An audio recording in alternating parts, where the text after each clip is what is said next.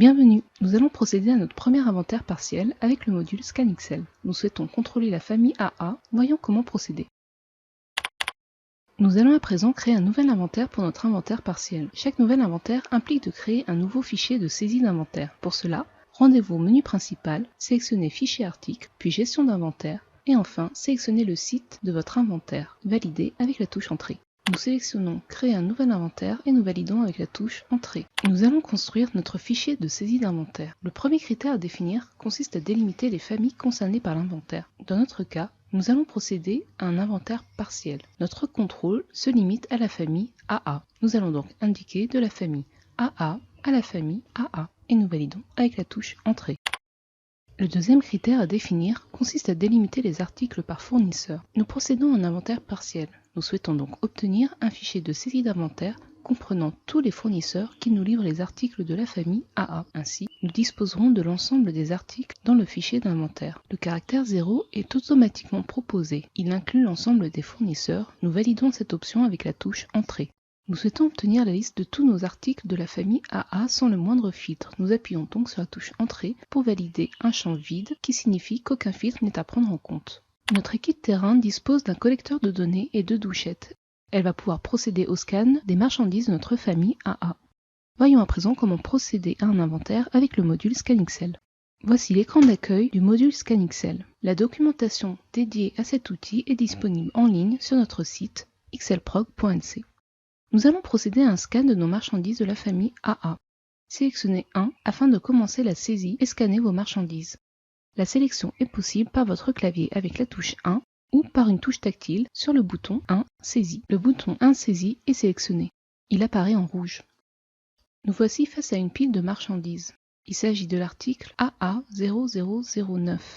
Nous scannons le code barre de notre carton et nous renseignons la quantité que nous avons comptée et qui est de 5. Pour valider la saisie, nous appuyons sur le bouton Enregistrer. Nous avons fini de scanner l'ensemble des marchandises de la famille AA qui étaient physiquement présentes dans notre zone de stockage. Les quantités sont bien enregistrées. Ce fichier est prêt à être envoyé à StockXL. Retournons à présent à l'écran d'accueil de l'application StockXL. Pour pouvoir envoyer le fichier de ScanXL vers StockXL, nous sélectionnons le bouton 3 Synchro. Puis, nous nommons le fichier de scan rayon 1. Enfin, nous appuyons sur le bouton Enregistrer. Les 7 articles que nous venons de scanner ont été envoyés à StockXL. Nous allons pouvoir récupérer ce fichier.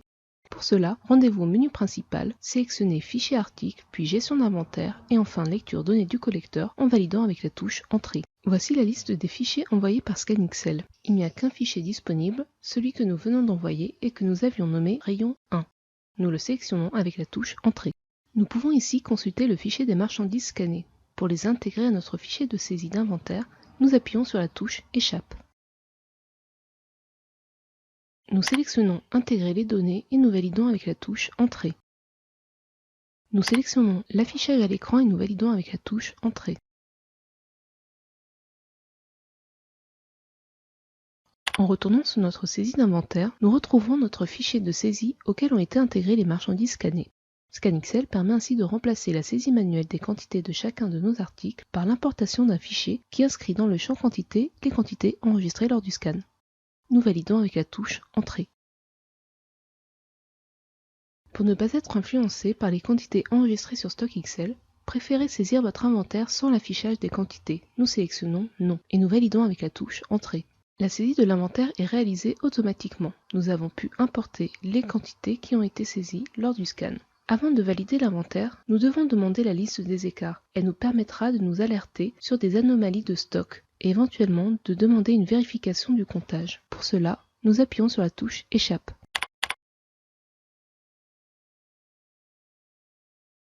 En appuyant sur la touche Échappe, nous revenons au menu principal. Nous pouvons ainsi sélectionner Fichier article, Gestion d'inventaire, puis Liste des écarts, Inventaire stock, afin de pouvoir générer un document PDF qui va nous lister les écarts éventuels.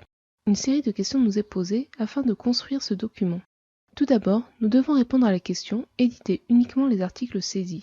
Oui ou non. Nous répondons N pour non, afin que notre fichier inclue les articles que nous n'avons pas saisis, c'est-à-dire pas comptés, mais qui pourraient exister en stock informatique. Nous enverrons alors notre équipe à la recherche de ces articles. Nous validons avec la touche Entrée. La deuxième question à laquelle nous devons répondre concerne nos fournisseurs. Nous voulons une liste des écarts, tous fournisseurs confondus, car nous réalisons un inventaire partiel pour tous les articles de la famille AA. Nous validons la proposition en répondant 0 pour que tous les fournisseurs soient inclus, et nous validons avec la touche Entrée.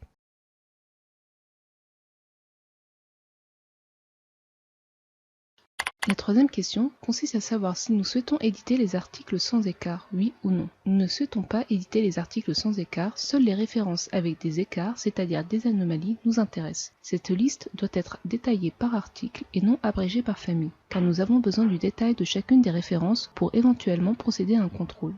La liste des écarts se limite à la famille AA, nous indiquons donc la famille AA à la famille AA, et nous validons avec la touche Entrée.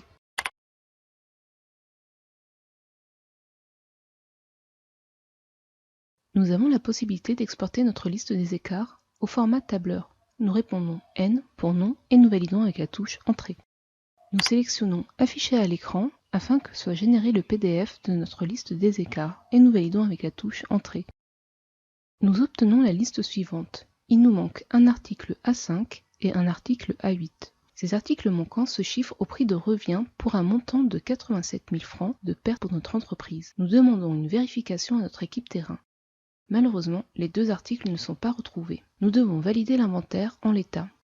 Valider l'inventaire revient à générer la facture de régule. Voyons comment procéder pour générer cette facture de régule. Nous avons constaté la disparition de deux articles. S'ils avaient été retrouvés par notre équipe terrain, il nous aurait suffi de retourner dans la saisie de l'inventaire afin de modifier les quantités et pouvoir valider un inventaire juste. Malheureusement, les articles n'ayant pas été retrouvés, nous devons demander la génération de la facture de régule avec l'écart qui a été constaté. Pour cela, rendez-vous au menu principal, sélectionnez Fichier article puis Gestion d'inventaire et enfin Générer facture de régule en validant avec la touche Entrée. Nous obtiendrons ainsi la facture de régule qui chiffre les écarts constatés au prix de revient. Générer une facture de régule est un droit paramétré selon votre profil utilisateur. Saisissez votre mot de passe pour générer la facture de régule et valider avec la touche Entrée. Une confirmation nous est demandée pour générer la facture, mettre à jour le stock et supprimer le fichier de saisie. Nous sélectionnons Oui pour générer la facture de régule, pouvoir mettre à jour notre stock et supprimer le fichier de saisie. L'option nous est proposée de mettre à zéro les articles non saisis. Cette option dépend du type d'inventaire réalisé et du fichier de saisie que vous avez créé. Si vous réalisez un inventaire partiel, c'est-à-dire que vous contrôlez une sélection d'articles et que votre fichier de saisie n'inclut que les articles de cet inventaire, ce qui est notre cas, vous pouvez répondre oui.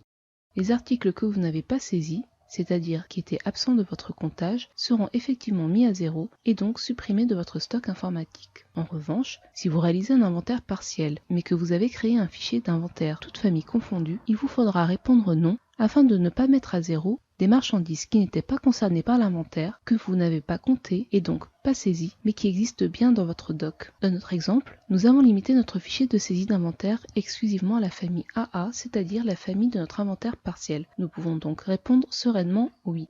Ainsi, les éventuelles références que nous n'aurions pas saisies seront bien mises à zéro, car elles n'existent pas physiquement dans notre stock. Pour pouvoir générer la facture de régule, vous devez saisir votre code vendeur et valider avec la touche Entrée. Vous pouvez valider la sauvegarde de votre fichier de saisie d'inventaire en tapant Entrée. Notre facture de régule a bien été générée. Nous pouvons à présent aller la consulter dans la liste de nos factures. Pour cela, rendez-vous au menu principal.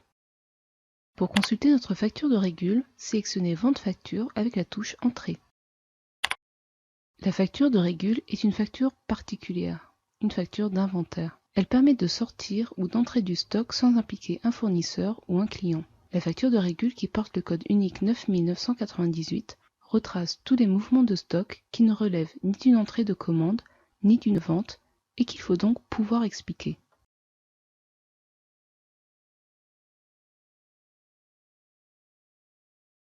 Notre facture de régule porte un code 9998 avec l'appellation inventaire. Il nous sera donc aisé de la retrouver dans la liste de nos factures. La touche F10 vous permet d'accéder aux détails de cette facture. Nous avions contrôlé la liste des écarts qui indiquait un écart d'une valeur de 87 000 francs. L'inventaire a été validé avec cet écart, que l'on retrouve donc dans la facture de régule qui chiffre effectivement une perte de 87 000 francs pour l'entreprise. Un responsable de stock ne doit pas simplement constater des factures de régule. Il se doit de mettre en œuvre un plan d'action pour réduire au maximum les écarts d'inventaire. Une facture de régule positive représente une diminution du stock. Il s'agit d'une perte. Une facture de régule négative représente une augmentation du stock. Par exemple, dans notre cas, si la semaine prochaine, lors du même inventaire partiel, nous retrouvons les 2 articles qui manquaient aujourd'hui, notre facture de régule serait négative et nous permettrait de réintégrer les 2 articles qui nous manquent. Pour pouvoir lancer l'impression de notre facture de régule, vous pouvez appuyer sur la touche F5.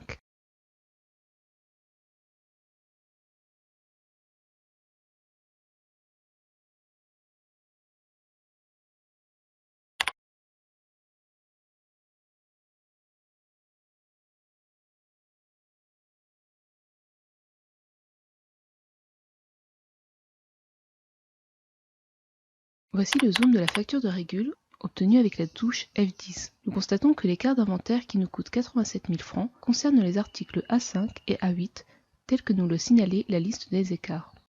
Vous pouvez signaler cet écart et procéder aux recherches pour expliquer l'anomalie.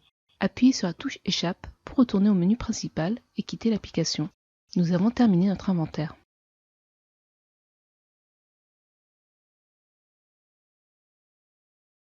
Voici les 6 étapes que vous devez mémoriser pour pouvoir maîtriser la procédure d'inventaire. Tout d'abord, demandez une édition pour saisie d'inventaire afin d'obtenir une liste du stock sans les quantités que vous pourrez transmettre à vos équipes. Ensuite, vous devrez créer un fichier de saisie d'inventaire pour saisir l'inventaire au jour même de l'inventaire et pouvoir valider le comptage qui doit également s'opérer le jour même. Puis, vous pourrez procéder au comptage et au scan. Nous rappelons qu'aucun mouvement de stock ne doit être toléré pendant le comptage. Vous pourrez ensuite récupérer le fichier ScanXL dans l'application StockXL pour intégrer les scans dans le fichier de saisie d'inventaire qui reprendra automatiquement les saisies des quantités que vous avez scannées. Vous pourrez ensuite demander la liste des écarts pour procéder à une vérification avant la validation de l'inventaire et demander éventuellement un deuxième comptage pour les quantités douteuses qui seraient à confirmer. Enfin, pour valider votre inventaire et le clôturer, vous pourrez générer la facture de régule. Cette facture supprime automatiquement le fichier de saisie d'inventaire et chiffre l'écart éventuel. Cet écart doit être expliqué, le responsable des stocks doit alors procéder aux recherches en interne pour justifier l'anomalie constatée. Félicitations, nous avons réalisé notre premier inventaire avec ScanXL. Nous pouvons quitter l'application StockXL en répondant O pour oui. À bientôt!